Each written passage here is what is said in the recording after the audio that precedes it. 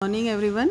आज हम income from house property में शुद्ध वार्षिक मूल्य की गणना, नेट एनुअल वैल्यू की गणना करेंगे। इससे पूर्व में हमने किया था ग्रॉस एनुअल वैल्यू, सकल वार्षिक मूल्य।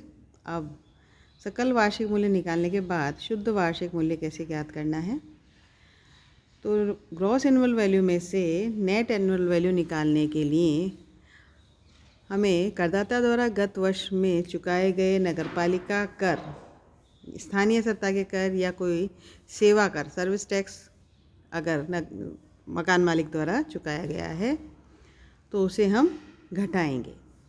चाहे ऐसे नगरपालिका कर गत वर्ष के हों या गत वर्ष के पूर्व के किसी भी वर्ष के हों या अग्रिम चुकाए गए हों, तो जो राशि चुकाई गई है वो हमें ग्रॉस एनुअल वैल्यू में से घटानी है।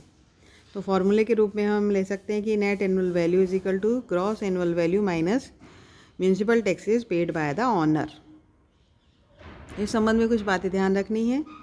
पहला तो यह है कि किराएदार द्वारा अगर नगरपालिका करों का भुगतान किया गया तो उसे हमें नहीं घटाना है। केवल मकान मालिक द्वारा ही गत वर्ष में वास्तव में भुगतान की गई नगरपालिका कर की राशि ही, चाहे वे गत वर्ष की हो या गत वर्ष से पूर्व के वर्ष की हो या गत वर्ष के बाद के वर्षों की हो, यानी एडवांस दी गई हो, तो उसे हमें घटाना है सकल वार्षिक मूल्य में से, ग्रॉस एनुअल वैल्यू में से। और यदि नगरपालिका कर गत वर्ष में देय हो गए हैं लेकिन करदाता द्वारा उनका भुगतान नहीं किया गया है तो उन्हें नहीं घटाया जाएगा। राज्य सरकार के द्वारा इसके अलावा और किसी भी कर की राशि अगर मकान पर ड्यू होती है और उसका भुगतान यदि किया जाता है, जैसे लैंड एंड बिल्डिंग टैक्स है, तो उसे हमें वार्षिक मूल्य की गणना करते वक्त नहीं घटाना है, केवल म्यूनसिपल टैक्सेस ही घटाए जाएंगे। और यदि स्थानीय सत्ता के चुकाए गए कर सकल वार्षिक मूल्य से अधिक हों तो शुद्ध वार्षिक मूल्य ऋणात्मक भी हो सकता है, यानी नेट एनुअल वैल्यू नेगेटिव भी हो सकती है। तो ऐसा तब होगा जबकि कई वर्षों के म्यूनसिपल टैक्सेस को एक साथ चुकाया गया हो। और यदि स्थानीय सत्ता द्वारा नगरपालिका द्वारा कोई सर्विस टैक्स भी लगाया गया तो उसे भी यहाँ घटाएंगे। और यदि किसी कारण से नगरपालिका कर माफ़ कर दिए जाते हैं और उनको चुकाए गए कर को वापस लौटाया जाता है तो इसे किसी भी शीर्षक की आय में शामिल नहीं किया जाएगा। अब वार्षिक मूल्य की गणना के बाद फिर वार्षिक मूल्य में से, यानी नेट एनुअल वैल्यू में से, वैधानिक कटौती और मकान के लिए लिए गए ऋण पर ब्याज की कटौती भी दी जाती है, जिसे हम आगे देखेंगे। तो अब यहाँ अभी तक जो हमने किया उन सभी को शॉर्ट रूप में मैं आपको बता देती हूँ कि यहाँ computation of net annual value कैसे निकालनी है। तो सबसे पहले हम ग्रॉस एनुअल वैल्यू निकालेंगे। उसके लिए हम municipal value for the period of ownership of house वो लेंगे। फिर ए पॉइंट ये हो गया, बी हो गया फेयर रेंट, यानी म्यूनसिपल वैल्यू और fair rent for the period of ownership of house. तो इन दोनों को हम कंपेयर करेंगे और इन दोनों में जो अधिक होगा, यानी whichever is more of A and B, तो वो राशि लेंगे। फिर उसको स्टैंडर्ड रेंट से, डी पॉइंट स्टैंडर्ड रेंट से हम उसको कंपेयर करेंगे और इन दोनों में जो कम होगा, सी और डी में जो कम होगा उसको लिया जाएगा। तो ई पॉइंट हो गया whichever is less of C और डी। तो ये तो हो गया।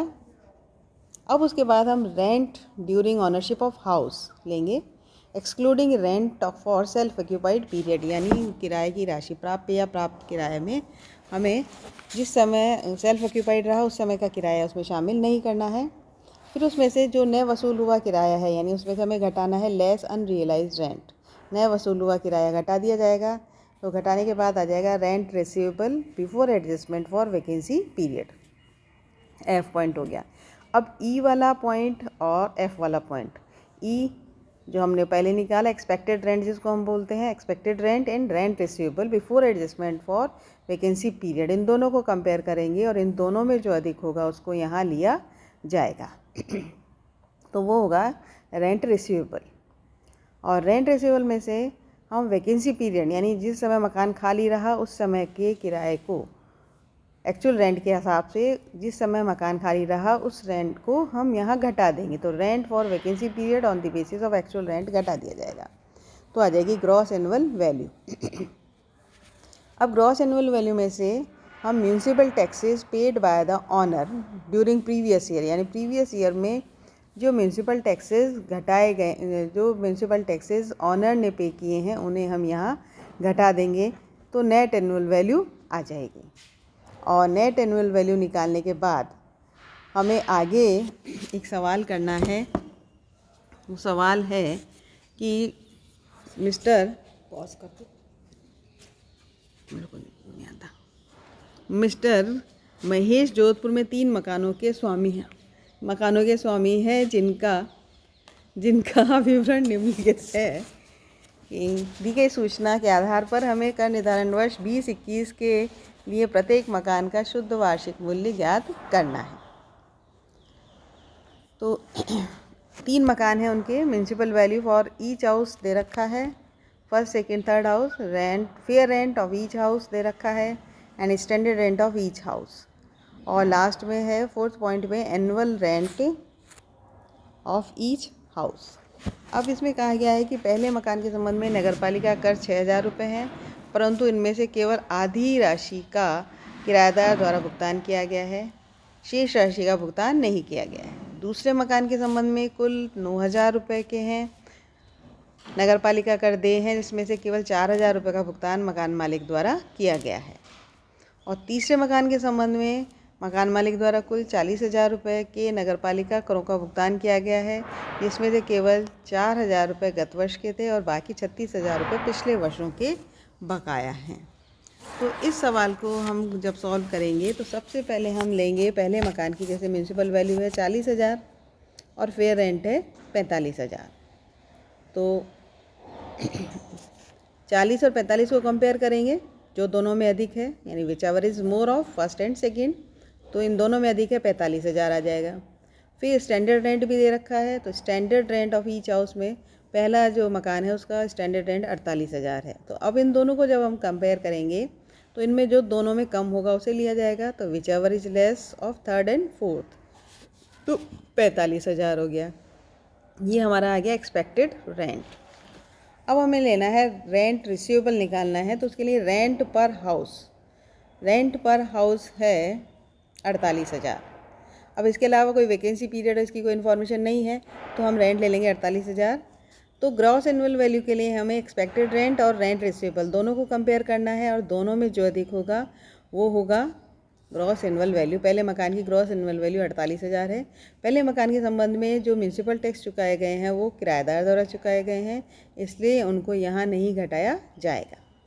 सेकेंड हाउस में चलें तो सेकेंड हाउस की म्यूनसिपल वैल्यू है 50,000 एंड फेयर रेंट भी 50,000 है। तो दोनों में से दोनों ही बराबर हैं, तो विच एवर इज़ मोर वैसे तो होता है, तो लेकिन यहाँ 50,000 ही लेंगे। एंड स्टैंडर्ड रेंट दे रखा है 48,000। तो स्टैंडर्ड रेंट और इसको जब हम कंपेयर करेंगे तो जो दोनों में कम होगा वो लेंगे, तो 48,000 कम है, 48,000 ले लेंगे। अब ये तो हो गया एक्सपेक्टेड रेंट इसका, और रेंट पर हाउस यहाँ रेंट है इसका 50,000। तो अब expected rent and rent receivable दोनों को कंपेयर करेंगे, तो जो दोनों में अधिक है उसी को हम लेंगे ग्रॉस एनुअल वैल्यू 50,000। अब municipal taxes paid by the owner, दूसरे मकान के म्यूनसिपल टैक्सेस जो चुकाए गए हैं, वैसे तो 9,000 ड्यू है लेकिन पेमेंट किया है 4,000 का, तो जो चुकाई गई राशि है उसे हम यहाँ लिखेंगे 4,000। तो नेट एनुअल वैल्यू आ जाएगी 46,000। थर्ड हाउस है, थर्ड हाउस की म्यूनसिपल वैल्यू है 30,000, फेयर रेंट है 25,000, which ever is more, first और सेकंड में जो ज़्यादा है 30,000 है वो लिया, स्टैंडर्ड रेंट 27,000 है। तो इन दोनों को कंपेयर करेंगे तो जो कम होगा उसको लिया जाएगा, तो 27,000 लेंगे। और रेंट जो दे रखा है इसका 30,000 दे रखा है। तो अब एक्सपेक्टेड रेंट और रेंट रिसीवेबल दोनों को कंपेयर कर रहे हैं, तो ग्रॉस एनुअल वैल्यू क्या होगी, इन दोनों में जो अधिक होगा उसको लेंगे, तो आ जाएगी 30,000। अब म्यूनसिपल टैक्सेस जो ऑनर ने चुकाए हैं वो गत वर्ष में 40,000 चुकाए हैं, तो 40,000 जो चुकाए गए हैं वो हम इसमें से घटा देते हैं, तो नेट एनुअल वैल्यू यहाँ 10,000 से नेगेटिव आ जाएगी। गत वर्ष से संबंधित तो केवल 4,000 ही हैं, लेकिन गत वर्ष से पूर्व के वर्षों के हैं 36,000, तो ऐसे मिलाकर 40,000 जो चुकाए गए वो यहाँ घटा दिया जाएगा, तो नेट एनुअल वैल्यू इसकी नेगेटिव आ जाएगी।